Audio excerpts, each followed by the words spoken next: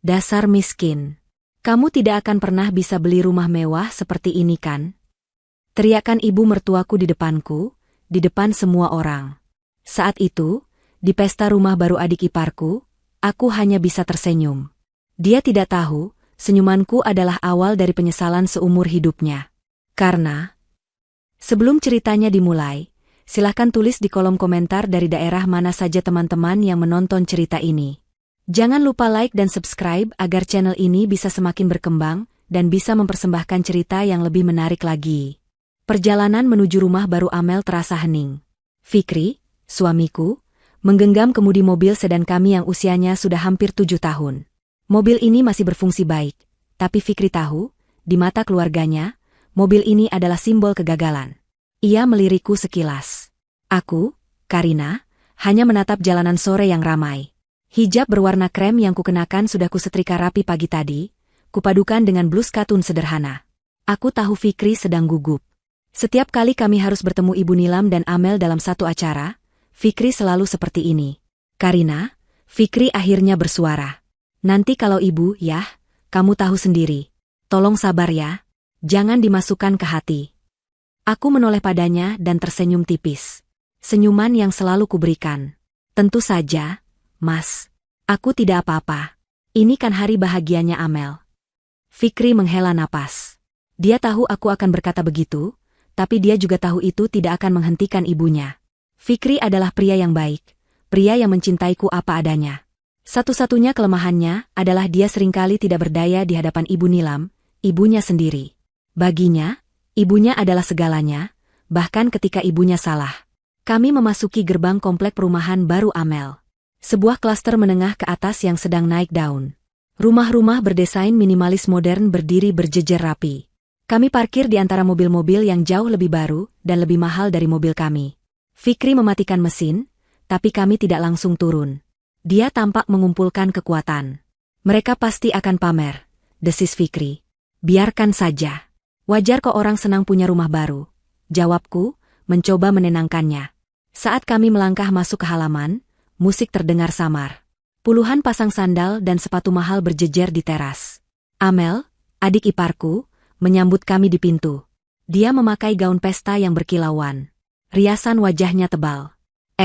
Mas Fikri, Karina. Akhirnya datang juga. Aku kira kalian nyasar. Seru Amel dengan nada yang dibuat semanis mungkin, namun penuh sindiran. Ayo masuk, tamunya sudah ramai. Kami masuk. Rumah itu memang bagus. Lantainya dari marmer mengkilap yang katanya impor. Perabotannya serba baru dan terlihat mahal. Puluhan tamu dari kalangan sosialita teman Amel dan Ibu Nilam memenuhi ruang tamu. Dan di sanalah dia. Ibu Nilam, duduk di sofa paling besar, dikelilingi ibu-ibu lain, tertawa-tawa sambil menunjuk ke berbagai sudut rumah. Lihat itu, Jeng. Lampu gantungnya saja pesan khusus dari Italia. Amel memang hebat, seleranya tinggi. Suara Ibu Nilam terdengar paling keras di ruangan itu. Mata Ibu Nilam langsung menangkap kedatangan kami. Senyumnya langsung sedikit memudar saat melihatku. Dia memandangku dari ujung hijab sampai ujung sepatu flat sederhana yang kupakai.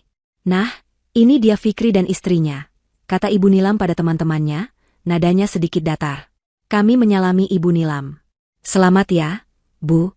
Rumah Amel bagus sekali, kataku tulus. Ibu Nilam tertawa kecil, tawa yang tidak ramah. Ya jelas bagus, Karina. Ini harganya miliaran. Bedalah sama ya, yang biasa-biasa. Dia sengaja menggantung kalimatnya.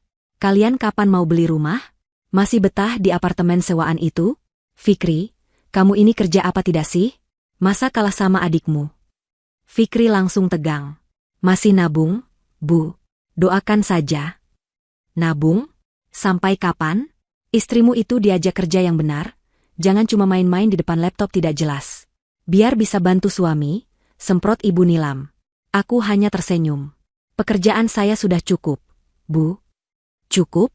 Cukup buat apa? Beli baju saja sepertinya tidak cukup.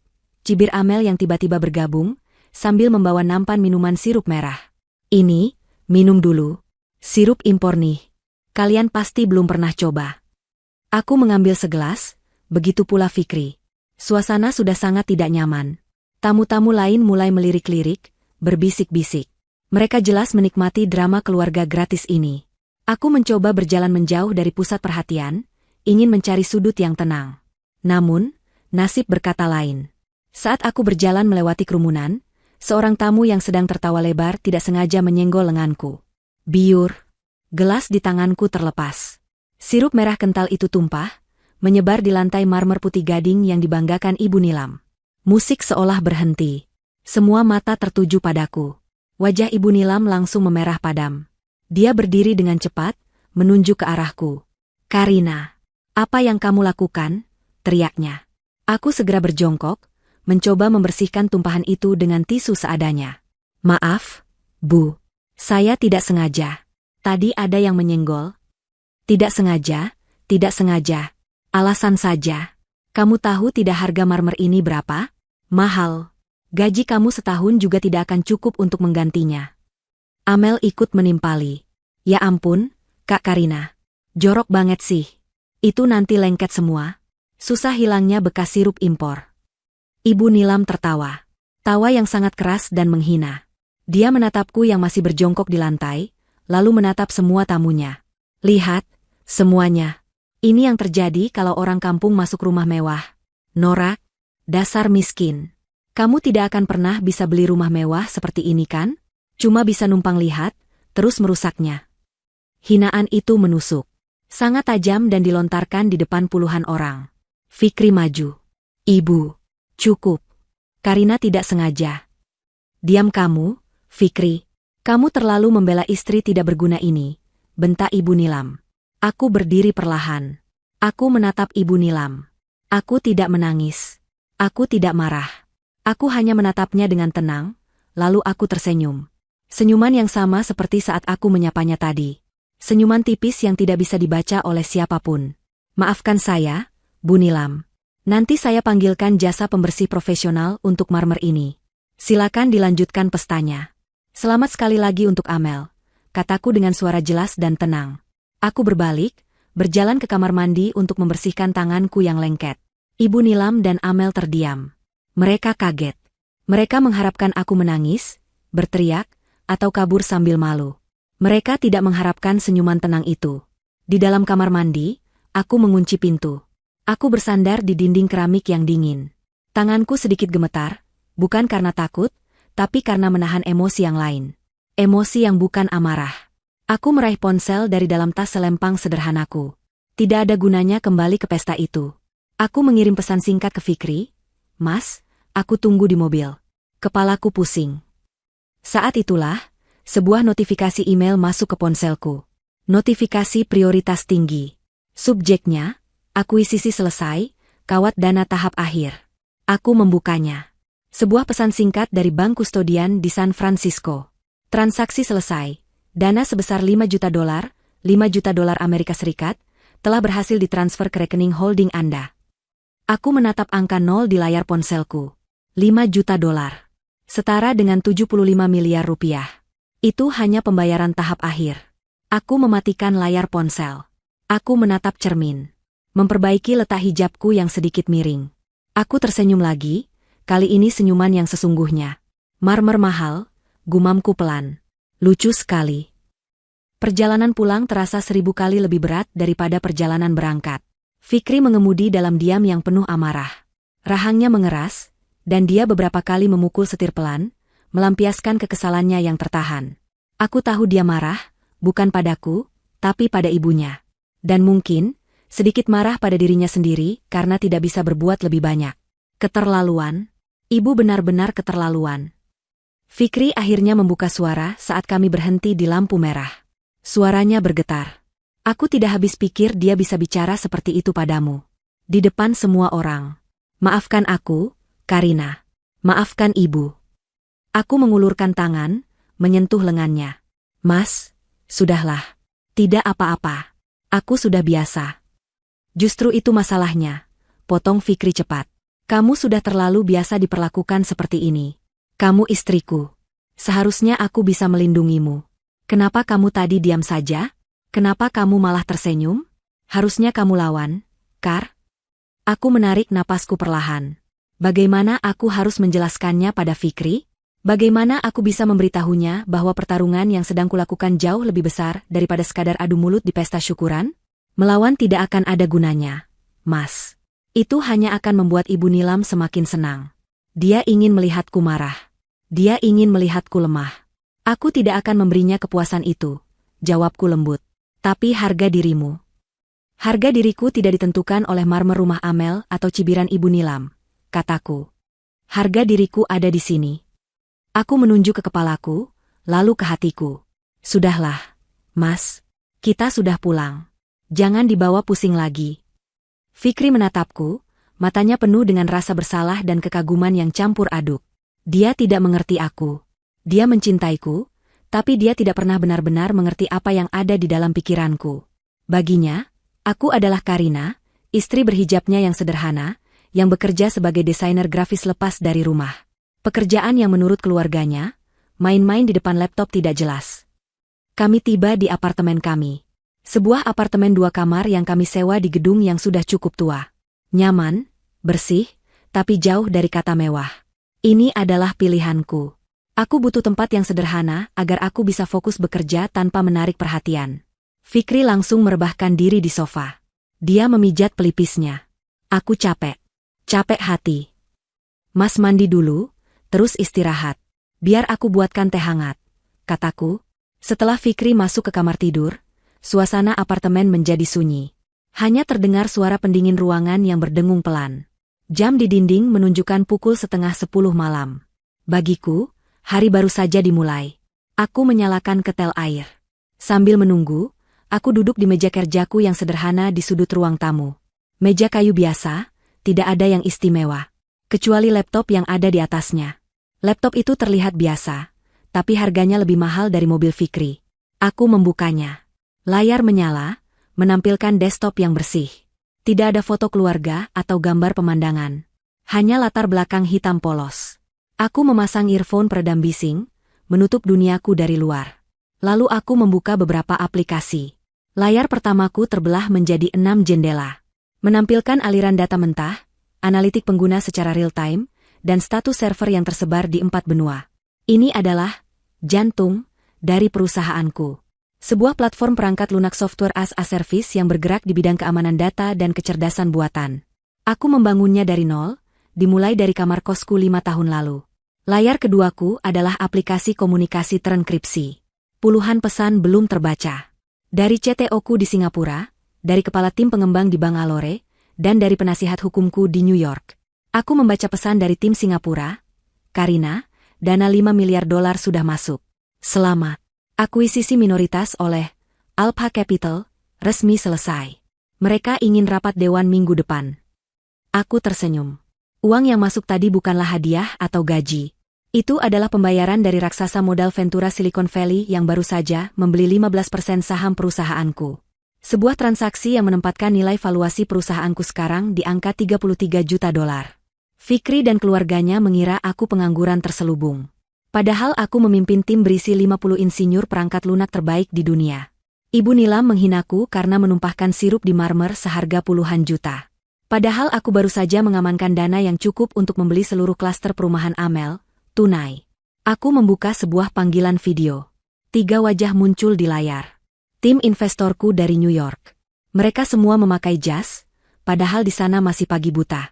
Selamat, Karina, kata pria yang paling tua, namanya David. Kami sangat senang dengan kesepakatan ini. Kinerjamu luar biasa. Terima kasih, David. Ini kerja keras tim, jawabku dalam bahasa Inggris yang fasih. Rencana ekspansi ke Eropa sudah siap? Tanya salah satu dari mereka. Kami tenggelam dalam rapat selama 2 jam. Membahas strategi pasar, rekrutmen talenta baru, dan ancaman keamanan siber. Fikri tidur pulas di kamar sebelah, tidak tahu bahwa istrinya sedang memimpin rapat bernilai miliaran rupiah. Setelah rapat selesai, aku menutup laptopku. Tubuhku lelah, tapi otakku segar. Aku bangkit untuk mengambil minum. Mataku tertuju pada tumpukan surat di atas meja kecil dekat pintu. Fikri pasti mengambilnya tadi sore. Di antara tagihan dan brosur supermarket, ada satu amplop tebal berkilauan. Kertasnya mahal. Di sudut kiri atas, ada logo yang dicetak timbul. Gria Kencana, hunian eksklusif para sultan. Aku tersenyum. Ini pasti dikirim oleh agen properti yang kuhubungi minggu lalu. Fikri tidak tahu soal ini. Aku membukanya. Di dalamnya ada brosur yang sangat mewah. Foto-foto rumah yang lebih mirip istana daripada tempat tinggal. Kolam renang pribadi, garasi untuk 6 mobil, pemandangan lapangan golf. Ini adalah komplek paling elit di kota. Tempat yang bahkan tidak berani diimpikan oleh Ibu Nilam dan Amel. Di halaman terakhir, ada peta kafling. Sebagian besar sudah ditandai, terjual. Kecuali satu. Kafling terbesar, di lokasi terbaik. Blok A1. Kafling di puncak bukit, dengan pemandangan terbaik ke seluruh kota. Aku mengambil pena merah dari meja kerjaku. Aku tidak melingkari kafling itu. Aku menatap kafling blok A1 itu lama. Kafling yang sudah lunas kubayar 3 bulan lalu, menggunakan keuntungan perusahaan tahun lalu. Rumah di atasnya sudah 90% selesai dibangun. Jauh lebih megah dari foto-foto di brosur ini. Aku teringat wajah Ibu Nilam saat menghinaku. Dasar miskin. Kamu tidak akan pernah bisa beli rumah mewah seperti ini kan? Aku tersenyum dingin. Kita lihat saja nanti, Bu. Aku membuka ponselku dan mengirim pesan kepada manajer keamanan Gria Kencana. Pak, tolong pastikan hari Minggu depan, sekitar jam 10 pagi, ada 2 tamu VVIP atas nama Ibu Nilam dan Ibu Amel. Berikan mereka akses penuh untuk berkeliling komplek. Tapi jangan biarkan mereka masuk ke blok A1 dulu. Biarkan mereka melihatnya dari luar saja. Aku meletakkan ponselku. Permainan baru saja akan dimulai. 1 minggu penuh telah berlalu sejak pesta syukuran di rumah Amel. Namun, gema dari kejadian hari itu masih terasa pekat. Setidaknya bagi Ibu Nilam dan Amel. Mereka berdua sedang duduk santai di teras belakang rumah baru Amel, menikmati teh sore dan kue-kue kering mahal. Setelah pesta yang sukses, status sosial Amel di mata teman-temannya langsung meroket. Ibu Nilam, tentu saja, ikut menikmati kemegahan itu. Dia merasa telah berhasil membesarkan seorang putri yang sukses, yang mampu mengangkat derajatnya. Ibu masih kesal sekali kalau ingat kejadian di pesta itu. Amel membuka percakapan, sambil mengaduk tehnya dengan sendok perak kecil. Gara-gara si Karina, marmer ibu jadi ternoda. Untung saja jasa pembersih yang dipanggil suamiku kemarin bisa menghilangkannya. Tetap saja, itu menjengkelkan. Ibu Nilam mendengus, meletakkan cangkirnya dengan keras di atas piring kecil. Sudahlah, Mel, tidak usah dibahas lagi. Orang miskin kalau lihat barang mahal ya begitu, gugup, tangannya gemetaran. Yang ibu herankan itu sikapnya setelah itu. Senyum-senyum tidak jelas. Seperti tidak punya rasa bersalah sama sekali. Benar-benar tebal muka. Ibu curiga dia itu memang sengaja, iri dengan rumah barumu. Amel tertawa mengejek. Iri sih pasti, Bu. Mana mungkin dia tidak iri? Dia seumur hidupnya juga tidak akan bisa punya rumah begini. Kasihan sekali Mas Fikri. Bisa-bisanya dia betah menikah dengan wanita aneh seperti itu. Pekerjaannya saja tidak jelas. Setiap hari cuma di rumah, di depan laptop. Apa coba yang dihasilkan? Itu bukan kerja namanya. Itu main-main. Tukas Ibu Nilam dengan nada penuh keyakinan. Coba dia kerja kantoran yang benar, jadi sekretaris di perusahaan besar, atau jadi pegawai bank, kan jelas gajinya berapa. Ini, sudahlah. Ibu jadi malas membahasnya. Bikin darah tinggi. Ibu Nilam mengipasi wajahnya dengan majalah mode yang tergeletak di meja.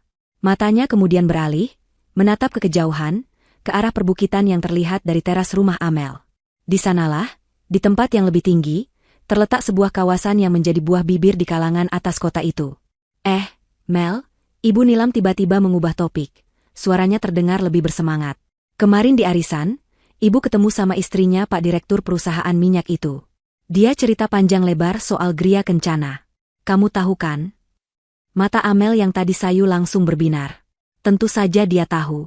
Siapa di kota ini yang tidak tahu Gria Kencana? Tahu, Bu, yang katanya komplek para sultan itu. Kan? Yang katanya kalau mau masuk lihat-lihat saja harus buat janji dan pakai surat rekomendasi bank. Betul, seru Ibu Nilam. Wajahnya berseri-seri. Itu dia. Katanya di dalam itu rumahnya bukan rumah lagi, tapi istana. Satu rumah ada bioskop pribadi, ada lift, ada kolam renang yang lebih besar dari kolam renang umum. Istrinya Pak Direktur bilang, harga rumah paling murah di sana itu 100 miliar. Ibu Nilam sengaja melebih-lebihkan angka yang dia dengar. Matanya bersinar-sinar membayangkan kemewahan yang tak terhingga. 100 miliar, Bu? Amel menutup mulutnya, pura-pura terkejut sekaligus terkesima. Rumahnya yang miliaran ini mendadak terasa biasa saja. Ya ampun, itu rumah isinya apa saja ya? Dindingnya dari emas sekali. Nah, itu dia. Ibu Nilam mencondongkan tubuhnya ke depan. Ibu jadi penasaran setengah mati. Mel, seumur hidup kita harus setidaknya sekali menginjakan kaki di tempat seperti itu. Biar mata kita ini segar, lihat rumahnya orang-orang kaya sungguhan itu seperti apa. Amel, yang selalu haus akan gengsi dan pengakuan, langsung terbakar oleh ide itu. Ayo, Bu, kapan kita ke sana? Aku juga mau lihat. Kita harus ke sana. Ibu Nilam tersenyum puas. Minggu depan bagaimana? Hari Minggu pagi. Kita dandan yang paling cantik, paling mewah. Kita pakai perhiasan ibu yang paling besar. Biar orang-orang di sana mengira kita ini juga calon pembeli, bukan cuma rombongan numpang lihat. Amel tertawa senang, memikirkan rencana itu. Ide bagus sekali, Bu. Nanti aku sewa mobil Alphard punya temanku yang dirental. Yang keluaran terbaru, yang paling mewah. Biar kita masuknya gagah. Jangan pakai mobilku ini, malu. Nanti disangka sales properti kompleks sebelah. Nah, itu baru anak ibu.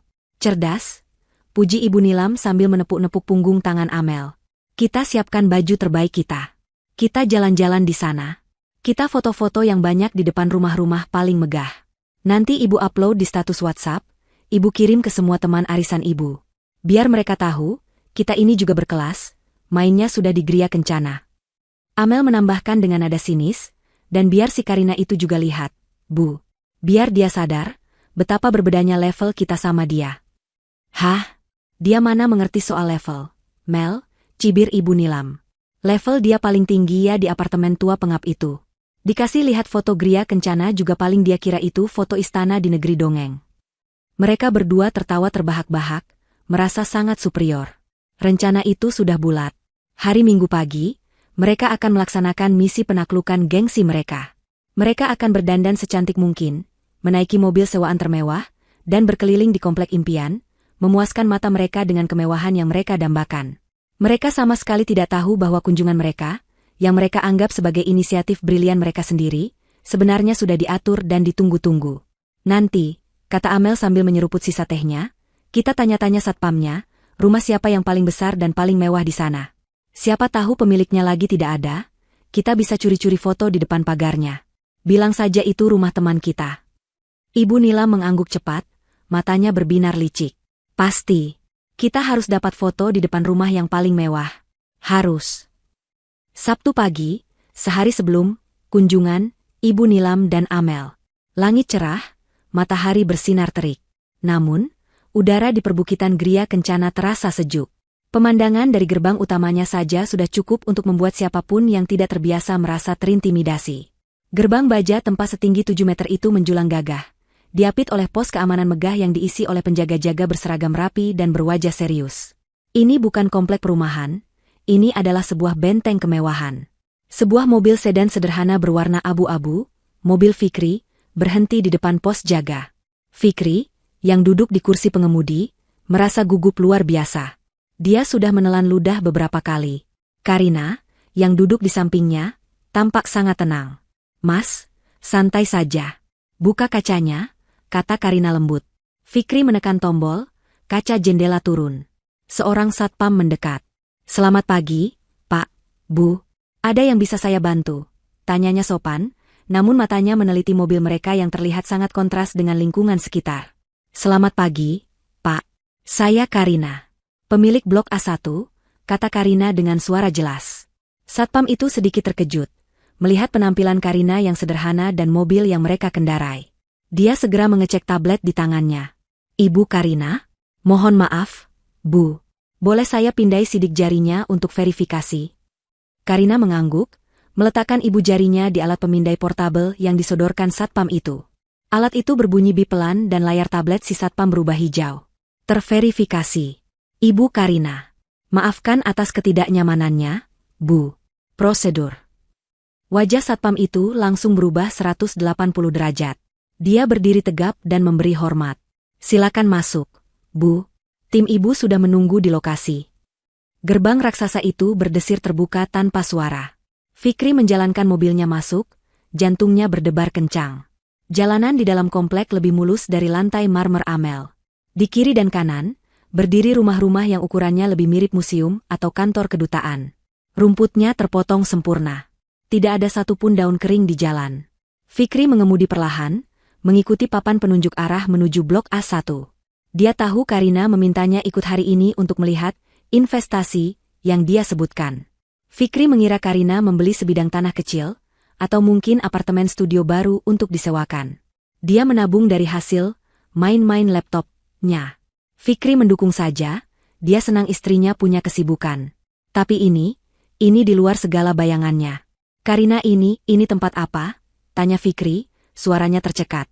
Ini rumah kita, Mas, jawab Karina tenang. Mobil mereka menanjak, menuju bagian tertinggi dari komplek itu. Dan di sanalah, di puncak bukit, berdiri sebuah bangunan yang membuat Fikri menginjak rem mendadak. Itu bukan rumah. Itu adalah sebuah mahakarya arsitektur. 3 lantai penuh dengan dinding kaca yang merefleksikan langit biru.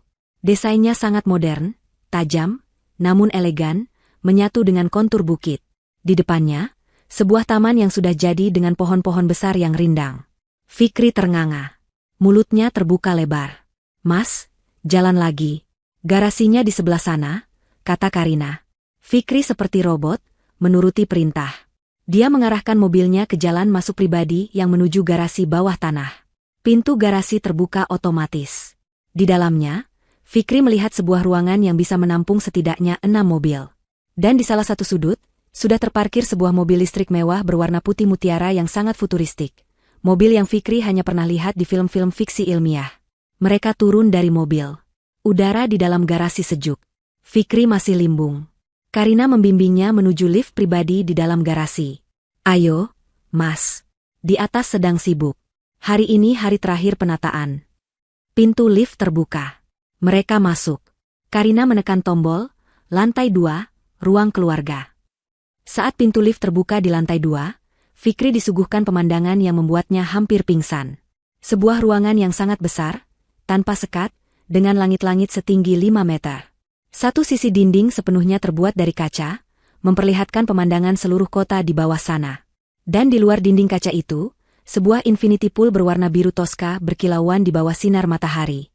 Belasan orang, beberapa di antaranya terlihat jelas bukan orang Indonesia, sedang sibuk menata furnitur, memasang karya seni di dinding, dan membersihkan setiap sudut. Mereka semua tampak sangat profesional. Karina, panggil Fikri, suaranya bergetar hebat. Dia tidak mengenali dunia ini. Karina menoleh padanya. Hijab krem sederhana yang ia kenakan di pesta Amel kini, berganti dengan hijab pashmina berwarna zaitun yang elegan, dipadu kemeja linen putih dan celana palazzo. Dia terlihat santai, namun penuh wibawa. Mas, kamu sudah datang. Sapanya. Senyumnya berbeda. Bukan senyum sabar yang biasa ia tunjukkan pada Fikri atau Ibu Nilam. Ini senyum lega, senyum bangga, senyum seorang pemilik. Seorang pria bule berambut pirang menghampiri Karina. Miss Karina, the main lighting fixture for the dining room has arrived. Where would you like us to install it? The schematics show 2 options. Let's go with option B, Thomas. It gives better ambience for the evening, jawab Karina dalam bahasa Inggris yang fasih dan lugas. Fikri hanya bisa mematung. Istrinya, berbicara bahasa Inggris dengan fasih, memberi perintah pada orang bule, di rumah seharga ratusan miliar? Gimana menurutmu, Mas? Karina kembali beralih ke Fikri, seolah-olah mereka sedang melihat-lihat apartemen sewaan yang baru. Fikri berjalan terhuyung-huyung ke sofa kulit raksasa yang harganya mungkin setara dengan total gajinya selama 10 tahun. Dia duduk. Dia masih tidak bisa memproses ini semua. Ini, investasi. Kamu? Tanya Fikri, akhirnya menemukan suaranya. Kamu beli ini? Rumah ini? Pakai uang dari mana, Karina? Dia syok berat. Dia tahu istrinya bekerja, tapi dia pikir penghasilannya hanya cukup untuk membeli kosmetik atau mentraktir teman-temannya makan. Karina duduk di sampingnya. Dia meraih tangan Fikri yang terasa dingin. Dari main-main di depan laptop. Mas, katanya lembut. Maaf aku belum sempat cerita semuanya. Aku tidak mau membebanimu. Aku membangun perusahaan perangkat lunak kecil-kecilan 5 tahun lalu. Bulan lalu, perusahaan itu diakuisisi sebagian oleh investor besar dari Amerika. Ini hasilnya. Perusahaan kecil-kecilan? Fikri menatap istrinya. Wanita berhijab sederhana yang setiap hari membuatkannya sarapan.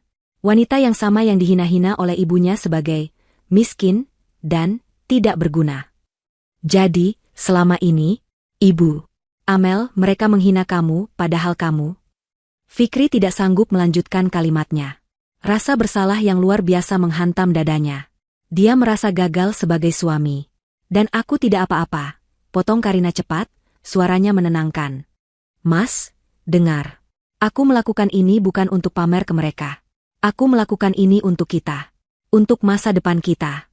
Aku sengaja diam karena aku ingin semuanya selesai dulu. Dan sekarang, sudah selesai. Ini rumah kita, Mas. Fikri terdiam lama. Dia menatap wajah Karina. Wajah yang sama, tapi hari ini dia melihatnya dengan cara yang benar-benar baru. Ada kekuatan di mata itu, kecerdasan yang selama ini tersembunyi di balik kesabaran dan senyum sederhananya. Ini rumah kita, Kar? Fikri bertanya lagi, suaranya masih bergetar, mencoba meyakinkan dirinya sendiri bahwa ini bukan mimpi. Karina tersenyum. Senyuman yang sama persis seperti saat ia dihina Ibu Nilam di pesta Amel. Senyuman tenang yang kini Fikri pahami artinya. Itu bukan senyum pasrah. Itu senyum seseorang yang tahu dia memegang semua kartu kemenangan. Ini rumahku, kata Karina, meralat sedikit. Dan ya, ini rumah kita. Tapi, dia berhenti sejenak, matanya berkilat jenaka, besok akan ada tamu spesial yang datang melihatnya lebih dulu. Aku sudah atur semuanya. Fikri menatapnya, bingung. Tamu siapa? Kar? Teman-temanmu dari Amerika? Karina tersenyum misterius. Bukan. Tamu yang lebih spesial. Ibu dan Amel. Minggu pagi itu, Ibu Nilam bangun jauh lebih pagi dari biasanya. Jantungnya berdebar-debar penuh antisipasi.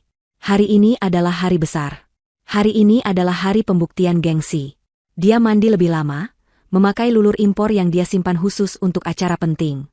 Selesai mandi, dia berdiri di depan lemari pakaiannya, memilih seragam tempur terbaiknya. Pilihannya jatuh pada kebaya batik sutra tulis berwarna merah marun, dipadukan dengan kain yang serasi. Dia tidak lupa menyanggul rambutnya, model sanggul modern yang kaku dan tinggi, menyemprotkan hairspray hingga mengkilap. Puncak dari penampilannya adalah perhiasan. Dia membuka kotak beludru merahnya. Dikeluarkannya semua. Kalung emas berliontin berlian besar, gelang keroncong emas yang memenuhi kedua pergelangan tangannya, dan cincin di 4 jarinya. Dia ingin terlihat penuh. Dia ingin satpam dan siapapun yang melihatnya di Gria Kencana tahu bahwa dia bukan orang sembarangan. Dia adalah calon pembeli, seorang sosialita kaya raya. Di rumahnya, Amel melakukan hal yang sama. Dia memilih gaun terusan berwarna biru elektrik yang mencolok, yang dia beli dari butik online dan dia klaim sebagai barang impor dari Paris. Dia memakai kacamata hitam besar yang menutupi separuh wajahnya, meskipun hari masih pagi dan agak mendung. Tas tangan bermerek yang dia tenteng adalah seri terbaru, yang dia beli dengan mencicil kartu kredit suaminya. Seperti ibunya, perhiasan juga tidak lupa ia kenakan berlapis-lapis. Pukul 8:30 pagi, sebuah mobil Alphard hitam metalik yang mengkilap berhenti tepat di depan rumah Amel. Ibu Nilam sudah menunggu di sana. Sopir berseragam rapi turun dan membukakan pintu untuk mereka. Sesuai pesanannya, Bu, Alphard keluaran terbaru, interior paling mewah, kata Amel penuh bangga kepada ibunya sambil melangkah masuk. Ini baru namanya hidup. Mel, seru Ibu Nilam, mengelus jok kulit yang lembut. Mobil kita ini jauh lebih bagus daripada mobil-mobil tetanggamu. Apalagi dibanding mobil bututnya si Fikri. Ibu tidak habis pikir, Fikri itu dulu tampan, kenapa seleranya bisa jatuh sejatuh itu? Amel tertawa. Sudahlah, Bu, jangan bahas si miskin itu. Nanti aura mahal kita luntur. Dia menyemprotkan parfum lagi ke lehernya. Pak, jalan ya. Ke Gria Kencana. Perjalanan menuju Gria Kencana memakan waktu sekitar 40 menit. Sepanjang jalan, Ibu Nilam dan Amel tidak henti-hentinya mengagumi interior mobil sewaan mereka. Mereka sibuk mengambil foto selfie di dalam mobil, memamerkan jok kulit dan sunroof. Mereka sudah merencanakan kalimat-kalimat yang akan mereka ucapkan kepada para agen properti di sana nanti. Mereka akan berpura-pura bertanya tentang detail teknis, seperti marmernya ini dari Carrara atau bukan, atau kolam renangnya pakai sistem air garam atau klorin. Kalimat yang mereka hafal dari majalah desain interior. Saat mobil mendekati kawasan perbukitan, pemandangan mulai berubah. Jalanan yang tadinya ramai kini menjadi sepi dan privat. Udara terasa lebih sejuk. Tak lama kemudian, mereka melihatnya. Gerbang Gria Kencana. Itu jauh lebih megah dari yang mereka bayangkan di brosur. Gerbang baja tempat setinggi 7 meter itu menjulang seperti gerbang istana. Di kedua sisinya, pos keamanan yang lebih mirip lobi hotel bintang 5, dijaga oleh satpam-satpam berbadan tegap dengan seragam hitam-hitam yang rapi. Jantung mereka berdebar sedikit. Ada rasa gentar. Alphard mereka melambat, berhenti di depan pos jaga. Ibu Nilam buru-buru merapikan sanggulnya, sementara Amel menurunkan sedikit kacamata hitamnya, memasang ekspresi angkuh. Seorang satpam berwajah serius menghampiri jendela sopir. "Selamat pagi. Ada keperluan apa?" tanyanya, suaranya datar namun tegas. Amel yang duduk di belakang, membuka jendelanya sedikit. "Pagi. Kami mau lihat-lihat rumah. Kami calon pembeli," katanya dengan nada dibuat sesantai mungkin, seolah-olah membeli rumah 100 miliar adalah kegiatan rutinnya di akhir pekan. Satpam itu menatap Amel, lalu beralih ke Ibu Nilam. Dia kemudian melihat plat nomor mobil Alphard mereka. "Mohon ditunggu sebentar, Ibu." Satpam itu kembali ke posnya, berbicara di depan komputer. Ibu Nilam dan Amel saling pandang. "Lihat kan, Mel. Plat nomor mobil ini pasti terdaftar sebagai VVIP. Mereka tahu kita bukan orang sembarangan," bisik Ibu Nilam penuh keyakinan. "Benar saja." Beberapa detik kemudian, satpam tadi kembali. Sikapnya berubah total. Dia berdiri tegap dan membungkuk hormat. "Ah, mohon maaf sekali, Ibu Nilam dan Ibu Amel." Keduanya membeku. Jantung mereka serasa berhenti berdetak. "Satpam itu tahu nama kita?" bisik Amel, wajahnya pucat di balik kacamata hitamnya. Ibu Nilam juga kaget bukan main. Bagaimana mereka bisa tahu nama mereka? Dia buru-buru menguasai diri. Tentu saja dia tahu. "Ibu kan kemarin bilang sama teman arisan ibu kalau ibu mau ke sini. Pasti beritanya sudah menyebar.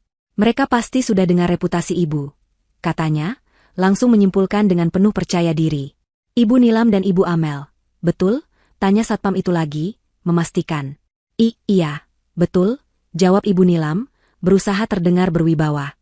"Baik, Ibu. Kami sudah mendapat instruksi. Ibu sudah ditunggu oleh pemilik blok A1. Silakan Ibu langsung lewat jalur VVIP di sebelah kiri. Palang pintunya akan terbuka otomatis. Selamat menikmati kunjungannya, Ibu."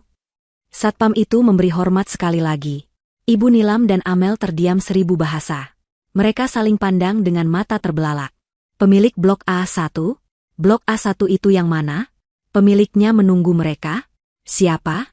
"Bu, ini gila," desis Amel. "Sudah, jangan banyak tanya. Jalan saja, Pak," perintah Ibu Nilam kepada sopir. Suaranya bergetar karena terlalu gembira. "Sudah Ibu bilang, kan? Mereka tahu kita ini siapa.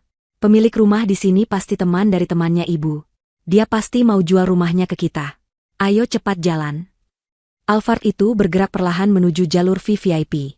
Palang pintu mewah berwarna emas itu terangkat tanpa suara. Jalanan di dalam komplek terasa sangat berbeda. Aspalnya hitam pekat dan mulus sempurna. Di kiri dan kanan, hanya ada hamparan rumput hijau yang dipotong presisi seperti karpet. Tidak ada satupun sampah atau daun kering. Mereka menyusuri jalan utama. Rumah-rumah mulai terlihat. Dan itu membuat mereka menahan napas. Setiap rumah adalah sebuah istana kecil. Ada yang bergaya Mediterania dengan pilar-pilar besar, ada yang bergaya modern penuh kaca, ada yang seperti kastil Eropa. Masing-masing berdiri di atas tanah berhektar-hektar, dipisahkan oleh taman-taman yang rimbun. Ya Tuhan, Mel, lihat itu." Ibu Nilam menunjuk sebuah rumah dengan air mancur 3 tingkat di halamannya. "Bu, yang ini ada lapangan tenisnya sendiri," seru Amel, menunjuk rumah lain.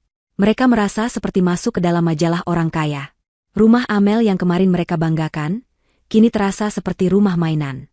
Sopir itu mengemudi perlahan, mengikuti papan penunjuk arah berwarna emas yang bertuliskan, Blok A.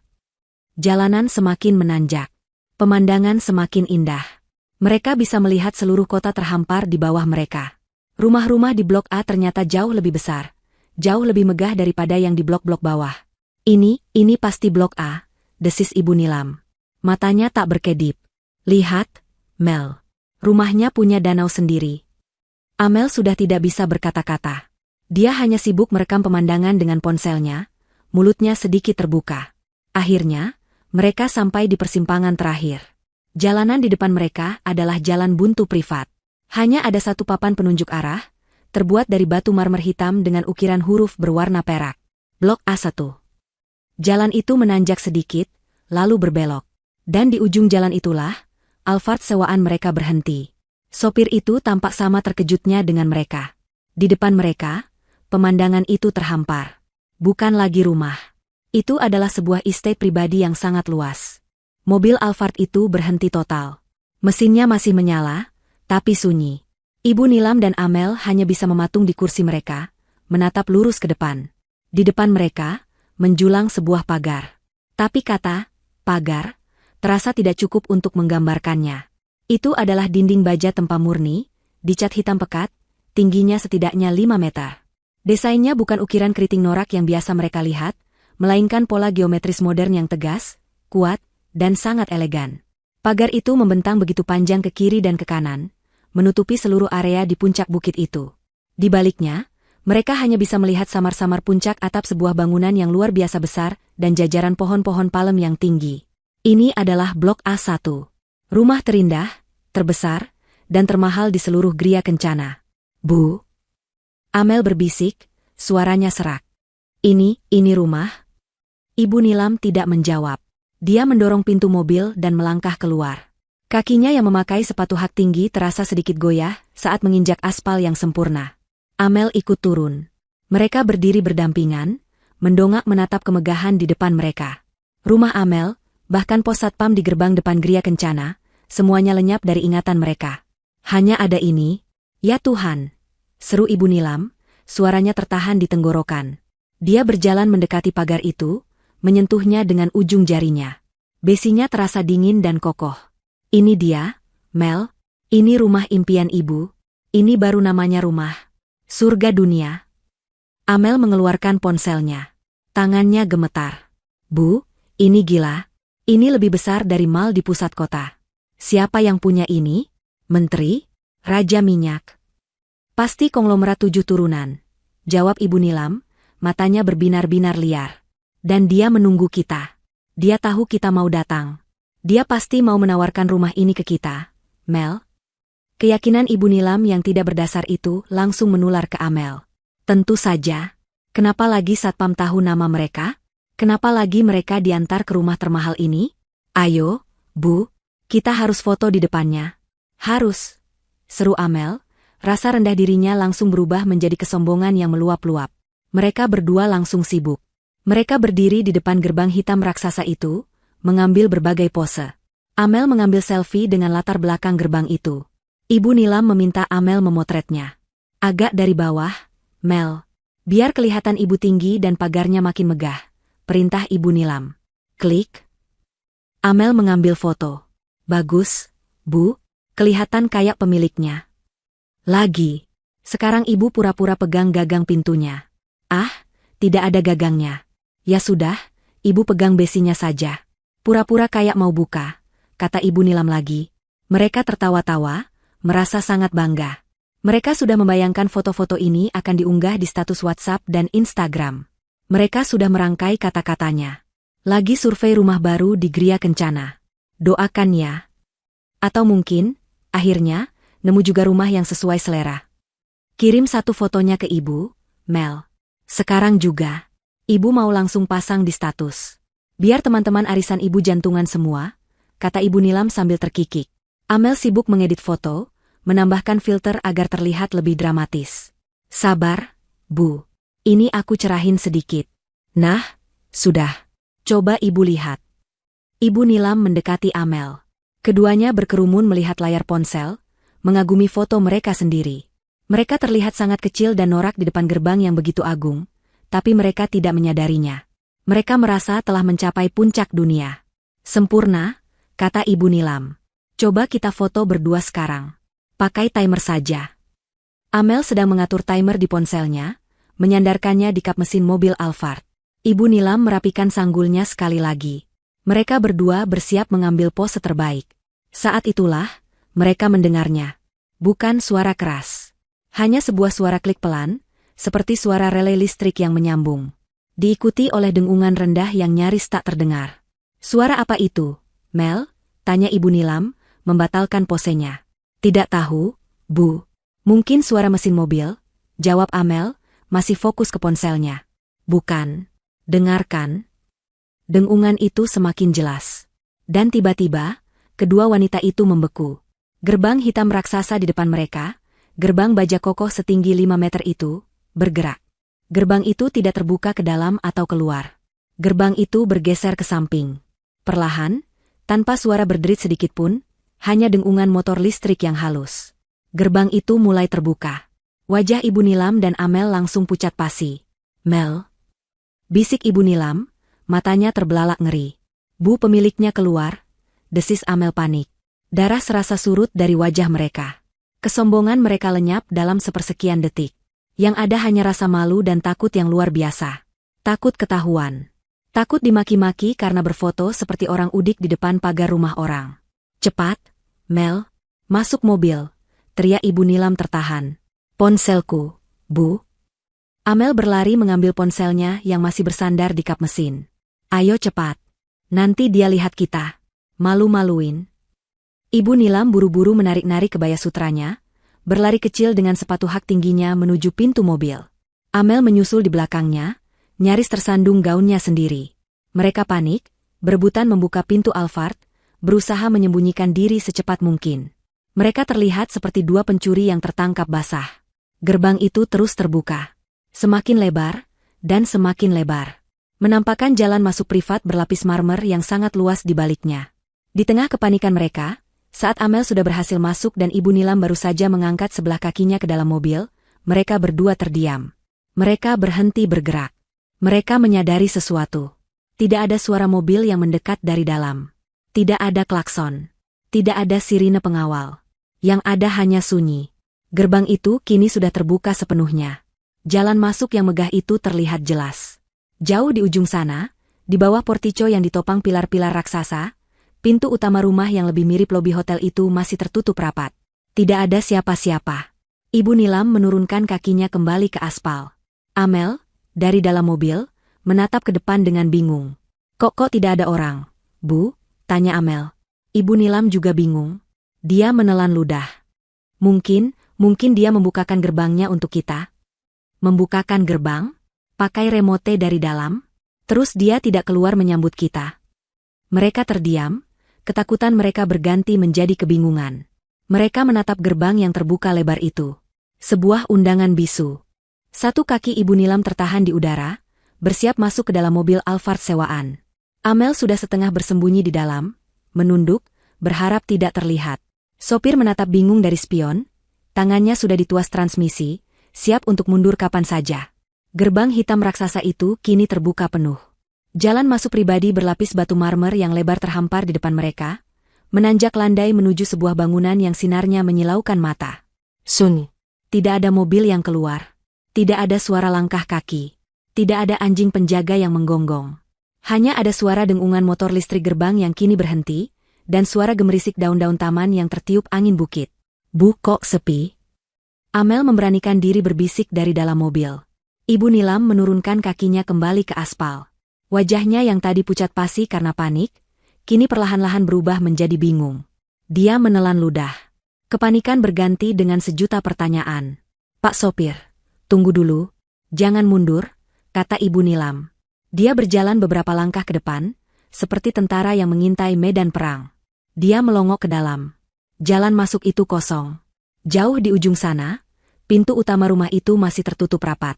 Ini aneh, Mel, kata Ibu Nilam, kembali ke mobil tapi tidak masuk. Gerbangnya terbuka, tapi tidak ada orang. Amel, melihat tidak ada bahaya, perlahan-lahan keluar dari mobil. Kacamata hitamnya ia naikkan ke atas kepala. Apa gerbangnya memang disetel otomatis terbuka jam segini, Bu? Tidak mungkin. Ini rumah Sultan, pasti pakai sensor. Dia tahu ada kita, bantah Ibu Nilam. Otaknya bekerja keras, mencoba mencerna situasi ini dalam kerangka logikanya yang penuh gengsi. Tiba-tiba, sebuah kesimpulan terbentuk di benaknya. Wajahnya yang bingung perlahan berubah cerah. Ah, Ibu tahu, serunya, menjentikan jarinya. Tahu apa, Bu? Tentu saja. Pemiliknya menunggu kita di dalam, kata Ibu Nilam dengan keyakinan penuh. Dia orang super kaya, Mel. Dia tidak mungkin repot-repot jalan kaki dari rumahnya ke gerbang hanya untuk menyambut kita. Dia pasti melihat kita dari CCTV, lalu dia menekan tombol remote dari ruang kerjanya. Dia membukakan gerbangnya untuk kita. Logika itu terdengar sangat masuk akal bagi Amel. Tentu saja, orang kaya tidak akan menyambut tamu di gerbang. Itu tugas satpam. Ibu benar juga, seru Amel, rasa percaya dirinya kembali 100%. Jadi, satpam tadi tidak bohong. Pemilik blok A1 memang menunggu kita. Kita ini tamu VVIP sungguhan. Sudah ibu bilang apa? Ibu Nilam tertawa penuh kemenangan. Dia merapikan kembali sanggulnya yang sedikit miring karena panik tadi. Ayo, tunggu apa lagi? Pak sopir, antar kami ke pintu utama. Pelan-pelan saja, Pak. Kita nikmati pemandangannya. Sopir itu mengangguk, masih sedikit bingung, lalu menjalankan mobilnya perlahan melewati gerbang hitam raksasa itu. Begitu mereka masuk, dunia terasa berubah. Jika di luar tadi mereka sudah kagum, di dalam sini mereka merasa seperti masuk ke dimensi lain. Jalan masuk pribadi itu diapit oleh taman yang bukan sekadar taman. Itu adalah sebuah lanskap botanikal yang tertata sempurna. Pohon-pohon besar yang usianya pasti puluhan tahun, yang entah bagaimana caranya dipindahkan ke sini, berdiri kokoh. Bunga-bunga berwarna-warni mekar serentak. Ada sebuah air mancur kecil bergaya modern di tengah putaran. Amel kembali merekam dengan ponselnya, tapi kali ini dia diam. Dia terlalu takjub untuk bicara. Ibu Nilam hanya bisa berdecak kagum. Lihat, Mel. Rumputnya saja lebih hijau dari karpet di rumahmu. Ini pasti dirawat pakai air mineral. Mobil Alphard itu terus menanjak pelan. Semakin dekat, bangunan rumah itu semakin terlihat jelas. Itu bukan rumah. Itu adalah sebuah paviliun kaca modern. Dindingnya nyaris seluruhnya terbuat dari kaca-kaca raksasa, dibingkai oleh struktur baja hitam yang kokoh. 3 lantai kemewahan minimalis yang berteriak, mahal, dengan cara yang elegan, tidak norak seperti yang mereka bayangkan. Akhirnya, mobil berhenti di bawah portico, kanopi lobi utama, yang sangat besar. Atap kanopi itu saja lebih tinggi dari atap rumah Amel. Lantainya terbuat dari marmer hitam tanpa nat, mengkilap seperti cermin. Kita sudah sampai, Bu, kata sopir. Ibu Nilam dan Amel turun dari mobil. Mereka berdiri di depan pintu utama. Kaki mereka serasa gemetar. Pintu itu membuat mereka merasa sangat kecil. Tingginya mungkin 4 atau 5 meter. Bukan pintu kayu. Itu adalah sebuah panel raksasa, sepertinya terbuat dari logam khusus berwarna tembaga, tanpa gagang, tanpa lubang kunci. Hanya ada panel hitam kecil di sampingnya. Mereka berdiri di sana. Kiku. Sekarang bagaimana, Bu? Bisik Amel. Kita pencet belnya. Mana belnya? Ibu Nilam melihat sekeliling. Tidak ada bel. Rumah semahal ini tidak punya bel? Aneh sekali. Mungkin pakai sidik jari, Bu. Atau pindai retina, kata Amel, sok tahu. Ya terus kita bagaimana? Masa kita teriak-teriak? Permisi. Paket. Ibu Nilam mulai kesal. Dia merasa dipermainkan. Tamu VVIP macam apa yang dibiarkan menunggu di depan pintu? Dia sudah bersiap mengetuk panel logam itu dengan buku jarinya yang penuh cincin. Namun, sebelum tangannya menyentuh pintu itu, dia mendengarnya. Wush! Sebuah suara desisan hidrolik yang sangat halus. Pintu logam raksasa itu bergetar sedikit, lalu bergeser ke samping, menghilang mulus ke dalam dinding. Ibu Nilam dan Amel refleks mundur selangkah. Mulut mereka ternganga. Di depan mereka kini terhampar sebuah ruangan. Tidak, sebuah aula, yang begitu besar dan terang. Lantainya marmer putih bersih. Langit-langitnya tinggi sekali, mungkin 2 lantai. Jauh di ujung aula, sebuah dinding kaca raksasa setinggi 10 meter membentang, memperlihatkan pemandangan kota yang luar biasa indah di bawah sana. Dan di tengah aula, di bawah lampu gantung kristal modern yang bentuknya seperti gugusan bintang, seseorang berdiri membelakangi mereka. Sosok itu sedang menatap pemandangan kota. Seorang wanita. Sosok itu langsing, terbalut pakaian santai namun sangat mahal. Sebuah tunik sutra berwarna hijau zaitun dan celana palazzo yang serasi. Dan di kepalanya terpasang sebuah hijab. Hijab pashmina berwarna senada, melilit lehernya dengan gaya yang simpel namun anggun. Ibu Nilam dan Amel membeku. Jantung mereka berhenti berdetak. Mereka kenal sosok itu. Mereka kenal postur tubuh itu. Tapi otak mereka menolak untuk percaya. Tidak mungkin. Ini pasti salah. Sosok wanita itu, seolah merasakan kehadiran mereka, perlahan-lahan memutar tubuhnya. Dia menghadap mereka. Wajahnya tenang. Matanya menatap lurus ke arah Ibu Nilam dan Amel yang berdiri mematung di ambang pintu. Itu Karina. Wajahnya sama. Wanita yang sama yang mereka hina-hina minggu lalu. Wanita yang sama yang berjongkok membersihkan tumpahan sirup di lantai rumah Amel. Wanita yang sama yang mereka sebut miskin dan tidak berguna. Dia berdiri di sana, di tengah aula istananya. Lalu, Karina tersenyum. Senyuman itu. Ibu Nilam terhuyung. Itu adalah senyuman yang sama persis. Senyuman tenang, sabar, dan sedikit misterius yang dia berikan saat Ibu Nilam meneriakinya, dasar miskin, di pesta syukuran. Senyuman yang menghantui Ibu Nilam selama seminggu ini. Senyuman yang kini dia sadari, bukanlah senyuman kekalahan. Itu adalah senyuman kemenangan. Keheningan yang terjadi di aula itu terasa memekakkan telinga. Ibu Nilam dan Amel hanya bisa berdiri kaku di ambang pintu. Kaki mereka seolah dipaku ke lantai marmer. Otak mereka berusaha keras memproses data yang tidak masuk akal di depan mata mereka. Karina. Di sini. Berpakaian seperti seorang ratu. Amel adalah yang pertama kali berhasil mengurai keterkejutannya, menggantinya dengan sebuah kesimpulan yang menurutnya paling logis. Karina, seru Amel, suaranya pecah dan melengking. Astaga, kamu kerja di sini? Ibu Nilam, mendengar hipotesis Amel, langsung merasa lega. Tentu saja, itu dia jawabannya. Otaknya langsung menyambar kesimpulan itu seperti pelampung. Rasa paniknya langsung hilang, berganti dengan rasa superioritas yang biasa. Oh, ya Tuhan. Karina. Ibu Nilam melangkah masuk, suaranya kembali normal, angkuh seperti biasa. Sepatu hak tingginya berbunyi tok-tok-tok di lantai marmer. Jadi ini toh, pekerjaan. Kamu? Ibu tidak menyangka. Kamu jadi apa? Asisten rumah tangga di sini? Dia memandang pakaian Karina dari atas ke bawah. Ah, bukan. Pakaianmu lumayan bagus. Pasti manajer rumah tangga. Yang mengurus staf-staf lain. Benar kan? Amel ikut masuk, matanya liar memandang sekeliling aula. Iya, Bu. Pasti itu. Wah, hebat kamu, Kar. Bisa dapat kerjaan di rumah semegah ini. Amel kini bersemangat. Ini adalah kesempatan baru. Gajinya pasti besar. Dolar ya? Pantesan kamu bisa atur kami masuk. Kamu pasti bilang ke Satpam kalau kami ini saudaranya Fikri, ya kan? Baik sekali kamu. Bos kamu mana? Orang bule, ya? Kenalkan kami dong. Kami kan tamu VVIP.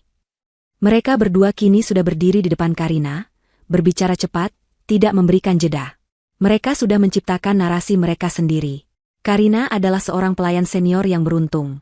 Itu satu-satunya penjelasan yang bisa diterima oleh akal sehat mereka. Karina hanya diam mendengarkan. Dia tidak mengangguk. Dia tidak menggeleng. Dia membiarkan mereka bicara sampai selesai. Dia membiarkan mereka melihat-lihat aula itu. Mata mereka terpaku pada sebuah lukisan abstrak raksasa di dinding, yang mereka tidak tahu harganya lebih mahal dari total kredit rumah Amel. Mata mereka menatap sebuah tangga melayang yang terbuat dari kaca tebal dan baja, yang sepertinya melawan hukum gravitasi. Ketika mereka berdua akhirnya kehabisan kata-kata dan menatapnya, menunggu jawaban, Karina tersenyum tipis. Mari, ikut saya, hanya itu yang dia katakan. Karina berbalik dan berjalan santai melewati aula, menuju dinding kaca di ujung. Ibu Nilam dan Amel saling pandang, lalu buru-buru mengikuti di belakang. Mereka berjalan seperti dua pengikut, melewati ruang tamu utama yang begitu besar. Sofanya saja bisa diduduki 20 orang. Lihat itu, Mel, bisik Ibu Nilam. Karpetnya tebal sekali. Pasti dari bulu domba asli. SSSD. Jangan norak, Bu. Nanti si Karina besar kepala. Balas Amel, sambil sibuk memotret diam-diam dengan ponselnya. Nanti kita bilang saja ke bosnya kalau kerja Karina kurang becus. Dinding kaca raksasa itu ternyata adalah pintu geser otomatis. Pintu itu terbuka, dan hembusan angin sejuk menerpa wajah mereka. Mereka melangkah keluar ke sebuah teras yang luasnya mungkin setara dengan seluruh luas tanah rumah Amel. Napas mereka tercekat. Di depan mereka terhampar infinity pool berwarna biru langit, yang airnya tampak menyatu dengan cakrawala. Dan di baliknya, pemandangan seluruh kota terhampar 180 derajat tanpa halangan. Pemandangan dari rumah Amel, yang dulu mereka banggakan, kini terasa seperti pemandangan dari jendela kamar mandi sempit. Beberapa set furnitur outdoor yang sangat mewah tertata di teras. Di salah satu meja, seorang pelayan berseragam rapi, jauh lebih rapi dari seragam kerja manajer bank, sudah menyiapkan 3 gelas minuman berwarna biru muda dengan hiasan buah eksotis. Silakan duduk, Bu, Mel, kata Karina, menunjuk ke sofa bundar yang menghadap pemandangan. Ibu Nilam dan Amel duduk dengan kaku di ujung sofa. Mereka tidak berani menyentuh minuman di atas meja. Mereka merasa salah tempat. Permisi, Bu Karina, pelayan tadi mendekat. Apa ada lagi yang Anda butuhkan? Cukup, Bei. Terima kasih. Nanti bisa siapkan makan siang untuk kami bertiga, kata Karina dengan nada berwibawa. Baik, Bu. Pelayan itu mengangguk hormat, lalu masuk ke dalam. Mata Ibu Nilam mengikuti pelayan itu. Bu Karina? Dia panggil kamu. Bu? Jadi, Karina? Ibu Nilam memutuskan untuk mengambil alih situasi. Dia harus menegaskan posisinya. Kamu harus berterima kasih sama ibu. Gara-gara ibu hina-hina kamu di pesta Amel, kamu jadi termotivasi cari kerja yang benar kan? Lihat, akhirnya kamu sukses juga jadi, apa ini? Kepala pelayan? Ini baru pekerjaan. Ibu bangga loh sama kamu. Akhirnya kamu tidak jadi beban Fikri lagi. Amel menimpali, iya, Kar. Nanti kalau bos kamu pulang, bilang kami saudaranya Fikri ya. Siapa tahu suami aku bisa dapat proyek dari dia. Lumayan kan, bangun rumah semegah ini, pasti kontraktornya kaya raya. Karina akhirnya mengambil gelas minumannya. Dia memutarnya pelan di tangannya. Dia menatap pemandangan kota di depannya, bukan menatap mereka. Bos, kata Karina pelan. Kerja di sini. Dia berbalik menatap mereka. Senyumnya kini hilang total. Matanya dingin dan tajam. Bu Nilam. Amel, katanya, suaranya jelas dan memotong di udara bukit yang sepi. Saya ulangi ya. Halo. Selamat datang di rumah saya. Amel tertawa gugup. Kar, kamu ini kenapa sih? Jangan bercanda. Tidak lucu tahu. Ini rumah bos kamu kan? Saya tidak punya bos. Amel, jawab Karina. Saya yang mempekerjakan orang. Saya pemilik perusahaan perangkat lunak. Dan ini, Karina merentangkan tangannya, menunjuk ke kolam renang, ke pemandangan, ke rumah di belakang mereka, adalah rumah yang saya beli dengan uang saya sendiri. Kata-kata itu menghantam Ibu Nilam dan Amel seperti palu godam. Hening. Wajah Ibu Nilam memerah padam. Dia tidak bisa menerima ini. Ini tidak mungkin. Ini adalah penghinaan terbesar. Bohong. Teriaknya, suaranya memecah kesunyian. Kamu pasti bohong. Tidak mungkin. Fikri saja gajinya pas-pasan. Mana mungkin kamu, perempuan pengangguran, bisa beli rumah ini? Mata Ibu Nilam menyipit, mencari-cari penjelasan paling jahat yang bisa dia temukan. Kamu pasti simpanan. Kamu simpanan om-om kaya ya? Kamu jual diri? Iya. Mengaku kamu. Ibu. Sebuah suara pria yang keras dan penuh amarah terdengar dari belakang mereka. Ibu Nilam dan Amel membeku. Mereka menoleh. Fikri berdiri di pintu kaca. Dia tidak memakai kemeja kantor lusuhnya. Dia memakai kaos polo yang santai dan celana pendek kargo. Dia terlihat santai. Dia terlihat di rumah. Wajahnya merah padam karena marah. Dia jelas mendengar tuduhan terakhir ibunya. Fikri berjalan cepat melintasi teras. Dia tidak menghampiri ibunya. Dia menghampiri Karina. Dia berdiri di samping istrinya, menariknya dalam rangkulan protektif, dan mencium keningnya. Jaga ucapan ibu. Desis Fikri, matanya menatap tajam ibunya. Ini Karina, istri saya. Dan ini, semua ini, adalah miliknya. Milik kami. Dia membangun ini semua dengan keringat dan otaknya sendiri, sementara ibu sibuk menghinanya. Ibu Nilam menatap Fikri. Dia menatap Fikri yang merangkul Karina. Dia menatap Fikri yang terlihat begitu nyaman, begitu berkuasa, begitu memiliki tempat ini. Ini bukan kepanikan. Ini bukan kebingungan. Ini adalah realisasi. Karina lalu menatap mereka berdua. Senyuman tipis itu kembali lagi. Kalian belum bisa ya beli rumah di sini? Tanyanya, suaranya tenang, menggemakan hinaan Ibu Nilam seminggu yang lalu. Silakan, kalau mau lihat-lihat. Itu adalah skakmat. Ibu Nilam terhuyung. Dia mundur selangkah, tubuhnya lemas. Dia menabrak kursi santai di belakangnya dan jatuh terduduk. Wajahnya putih seperti kertas. Amel, di sampingnya, lebih parah. Tangannya gemetar hebat. Ponsel di tangannya terlepas, jatuh ke lantai marmer teras dengan suara, klatak, yang keras dan memalukan. Ponsel Amel tergeletak di lantai marmer teras. Layarnya retak sedikit di sudut. Tapi Amel tidak peduli. Dia tidak bisa menggerakkan tubuhnya untuk mengambilnya. Wajahnya, yang tadi penuh rasa ingin tahu dan kesombongan, kini kosong. Dia hanya menatap lurus ke depan, ke kolam renang yang airnya tampak menertawakannya. Ibu Nilam, yang terduduk lemas di kursi santai, mencoba berbicara. Tapi tidak ada suara yang keluar. Bibirnya bergetar.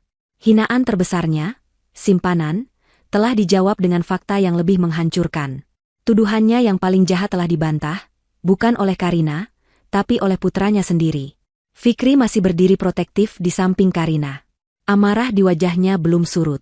Dia menatap ibunya dengan pandangan yang belum pernah Ibu Nilam lihat sebelumnya. Itu bukan pandangan anak yang patuh. Itu adalah pandangan seorang pria dewasa yang kecewa berat. Simpanan, ulang Fikri, suaranya rendah dan berbahaya. Selama ini ibu menghina istri saya diam. Saya kira ibu hanya tidak suka padanya. Tapi menuduhnya seperti itu, ibu sudah kelewatan.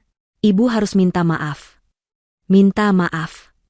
Ibu Nilam tergagap. Sudahlah, Mas. Karina menyentuh lengan suaminya. Dia menoleh ke Ibu Nilam dan Amel. Wajahnya kembali tenang, seolah-olah ledakan emosi tadi tidak pernah terjadi. Dia yang memegang kendali. Minumannya tidak diminum. Ini jus belimbing wulu segar, dipetik dari kebun hidroponik di atap. Kata-katanya yang tenang terasa lebih menusuk daripada teriakan. Dia bertingkah seperti tuan rumah yang ramah, yang justru semakin menelanjangi kepanikan mereka. Amel akhirnya bergerak. Dengan tangan gemetar, dia membungkuk dan mengambil ponselnya. Dia tidak berani menatap Fikri atau Karina. Kalian di sini hanya untuk lihat-lihat, kan? Tanya Karina, suaranya ringan. Baik. Kalian sudah lihat rasnya. Sekarang, saya ajak kalian tur keliling. Ayo, Bu. Berdiri. Nanti saya tunjukkan dapur saya. Saya yakin ibu akan suka. Kata-kata, saya tunjukkan dapur saya, terdengar seperti perintah. Ibu Nilam, yang biasanya memerintah, kini berdiri dengan patuh. Kakinya lemas. Dia berjalan di belakang Karina seperti seorang pesakitan. Amel mengikuti di belakang ibunya, kepalanya menunduk, tidak berani memotret lagi. Karina membawa mereka masuk kembali ke dalam rumah. Aula utama tadi ternyata hanyalah ruang tunggu. Dia membawa mereka ke sayap kanan. Ini ruang makan utama, kata Karina, menunjuk sebuah ruangan dengan meja kayu solid yang panjangnya mungkin 8 meter. Di atasnya tergantung lampu gantung yang Ibu Nilam taksir harganya pasti miliaran. Dan ini dapurnya. Mereka masuk ke sebuah dapur. Ibu Nilam dan Amel menahan napas. Dapur itu lebih besar dari seluruh lantai satu rumah Amel.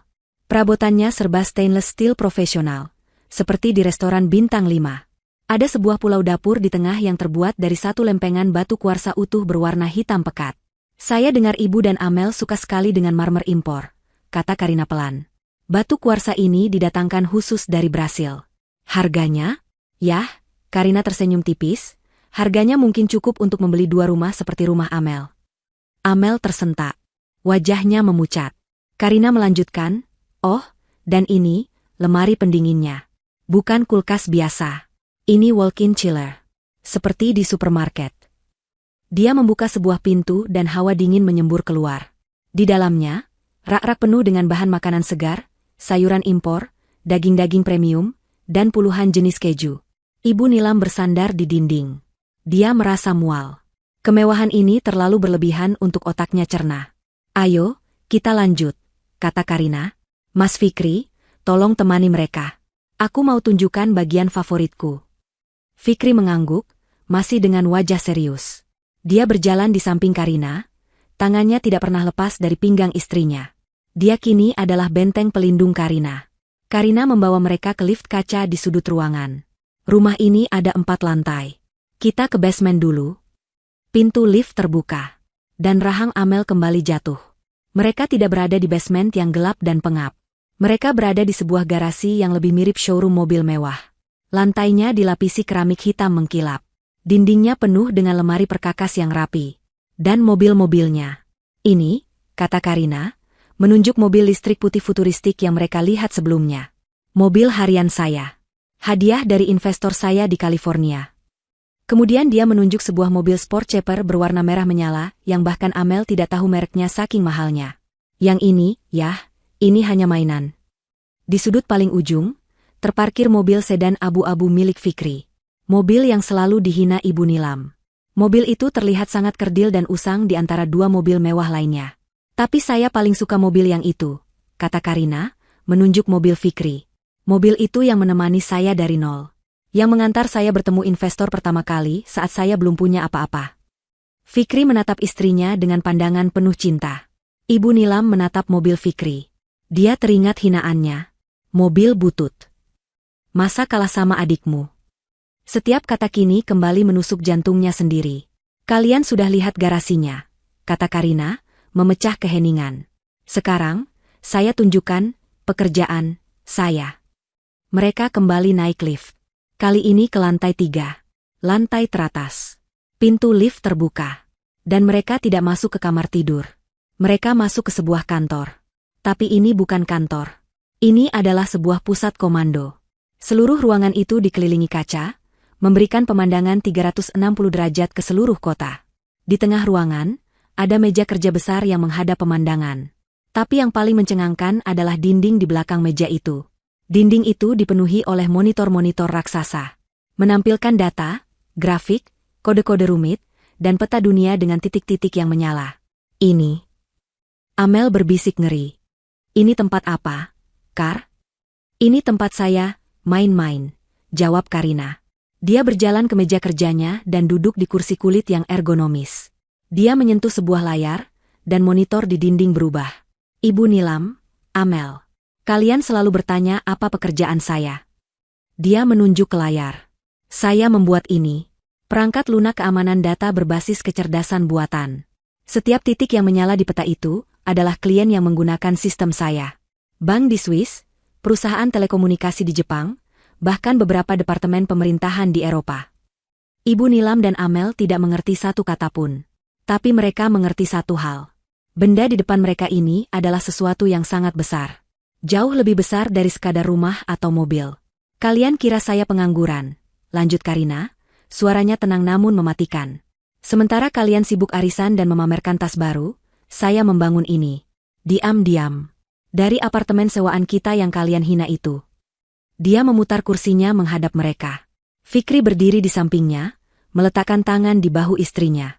Pesta syukuran rumah Amel memang meriah, kata Karina. Rumah Amel memang cantik.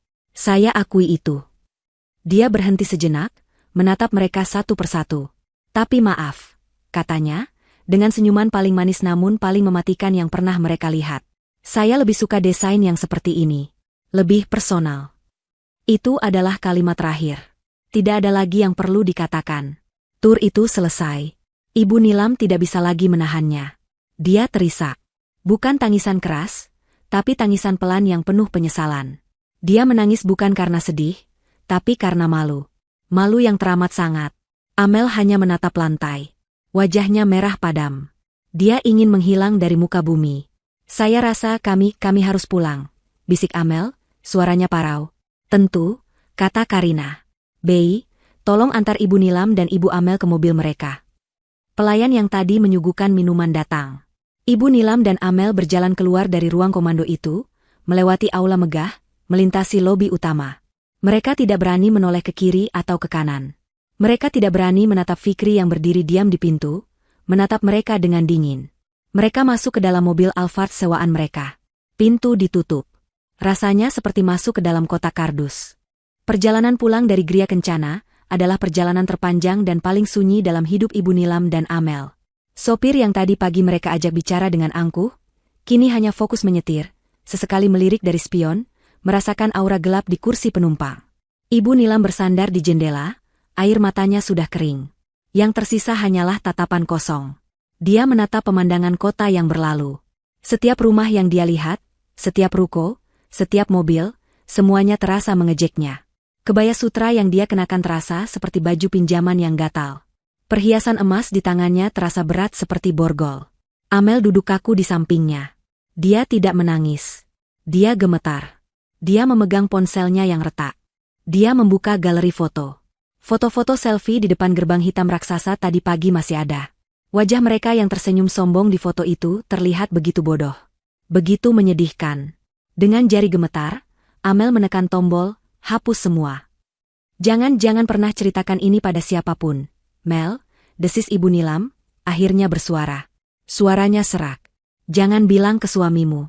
Jangan bilang ke teman arisanmu. Ibu tidak akan sanggup. Amel tertawa. Tawa yang kering dan pahit. Cerita apa, Bu? Cerita kalau kita baru saja dihina habis-habisan oleh si Karina? Cerita kalau rumah yang kita banggakan itu tidak ada apa-apanya dibanding dapur rumahnya? Cerita kalau Mas Fikri sekarang memihak istrinya? Diam kamu, Amel, bentak Ibu Nilam, sisa-sisa harga dirinya mencoba bangkit. Kenapa, Bu? Malu? Balas Amel ketus. Amel juga malu. Malu sekali. Mereka kembali terdiam. Mobil Alphard itu akhirnya tiba di depan rumah Amel. Rumah yang tadi pagi terlihat begitu megah, kini tampak kusam dan sempit. Ibu Nilam turun tanpa pamit, berjalan terhuyung-huyung ke taksi yang dia panggil dari ponselnya. Amel masuk ke dalam rumahnya, membanting pintu. Berita tidak bisa ditutup rapat. Fikri malam itu juga menelepon keluarganya. Bukan gosip, tapi pernyataan sikap. Dia menceritakan bagaimana ibunya menuduh Karina sebagai simpanan, dan bagaimana Karina membuktikan segalanya. Fikri menegaskan, mulai hari ini, siapapun di keluarga ini yang tidak bisa menghormati istri saya, Karina, maka dia bukan lagi keluarga saya. Termasuk ibu. Keluarga besar gempar. Reputasi Ibu Nilam yang selama ini dia bangun sebagai sesepuh, yang terhormat, hancur dalam semalam. Orang-orang yang dulu membisikkan gosip tentang Karina, kini berbalik membisikkan tentang kesombongan Ibu Nilam yang memalukan. 1 tahun berlalu. Waktu adalah hakim yang adil. Bagi Karina dan Fikri, hidup di Gria Kencana adalah awal yang baru. Fikri memutuskan untuk mengundurkan diri dari pekerjaannya yang buntu. Dengan dukungan penuh Karina, dia mengambil alih sisi operasional dan manajemen aset di perusahaan Karina yang terus berkembang. Dia menemukan panggilannya, bukan sebagai karyawan yang tertekan, tapi sebagai mitra yang setara. Mereka hidup bahagia. Rumah megah itu kini terasa hangat. Di teras tempat Ibu Nilam dulu dihantam kenyataan, kini sering diadakan pengajian kecil. Di infinity pool itu, kini sering terdengar tawa. Karina, yang kini sedang hamil 7 bulan, duduk di kursi santai. Fikri berlutut di depannya, mengelus perut buncit istrinya, matanya penuh cinta yang tulus. Di sisi lain kota, Karma bekerja dengan cara yang brutal dan presisi. Suami Amel, yang kemegahannya ternyata hanya polesan, tersandung kasus penggelapan di perusahaannya. Mitra bisnisnya kabur membawa semua uang. Untuk menutupi utang yang menggunung, dia memakai jaminan. Jaminan apalagi kalau bukan rumah baru di klaster itu. Rumah yang dibangun di atas kesombongan dan pinjaman bank. Pesta syukuran yang mewah itu ternyata dibiayai dari utang. Marmer impor itu belum lunas. Hari itu, sebuah truk datang ke rumah Amel. Bukan truk furnitur mewah, tapi truk sita barang. Di depan mata para tetangga yang dulu mengaguminya, barang-barang Amel diangkut satu persatu. Sofa mahal, lampu gantung, semuanya. Puncaknya adalah segel sita dari ban yang tertempel di pintu depan. Amel dan suaminya diusir dari rumah itu. Ibu Nilam, yang sudah dijauhi oleh keluarga besar, tidak punya pilihan. Dia tidak mungkin tinggal bersama Fikri, dia terlalu malu. Akhirnya, dia terpaksa ikut Amel dan suaminya pindah. Bukan ke apartemen, tapi ke sebuah rumah kontrakan petak yang sempit di pinggiran kota. Di gang yang becek, berdempetan dengan rumah-rumah lain. Penyesalan terbesar mereka bukanlah karena mereka menjadi miskin. Penyesalan terbesar mereka adalah karena kesombongan mereka telah disaksikan, dibalas, dan dihancurkan oleh orang yang paling mereka anggap rendah. Satu sore, di warung nasi sederhana di dekat kontrakannya, Ibu Nilam duduk sendirian. Dia memesan teh tawar hangat. Di sudut warung, sebuah televisi tua yang gambarnya berbintik menyiarkan program berita inspiratif. Dan pemirsa, suara presenter itu terdengar jelas. Sosok kita kali ini adalah seorang wanita yang luar biasa. Karina. Pendiri sekaligus CEO dari perusahaan teknologi keamanan siber yang baru saja memenangkan penghargaan internasional. Ibu Nilam membeku. Gelas teh di tangannya bergetar. Layar televisi menampakkan wajah Karina. Dia tersenyum cerah, hijabnya rapi, berdiri di panggung besar menerima piala. Di sampingnya, Fikri bertepuk tangan dengan bangga. Karina, lanjut presenter itu, adalah bukti bahwa kesederhanaan dan kecerdasan bisa berjalan beriringan. Dia adalah salah satu CEO wanita berhijab paling inspiratif di Indonesia saat ini. Ibu Nilam tidak sanggup lagi mendengarnya. Dia menundukkan kepalanya dalam-dalam. Air mata mulai menggenang. Bukan air mata marah. Bukan air mata iri. Itu adalah air mata penyesalan seumur hidup. Dia teringat senyuman tenang Karina di pesta syukuran itu. Senyuman yang dia balas dengan hinaan. Seandainya saja hari itu dia membalas senyuman itu dengan kebaikan, mungkin nasibnya tidak akan berakhir di warung nasi ini, menyaksikan kesuksesan orang yang paling dia benci. Tapi nasi sudah menjadi bubur. Dan bubur itu, rasanya sangat pahit.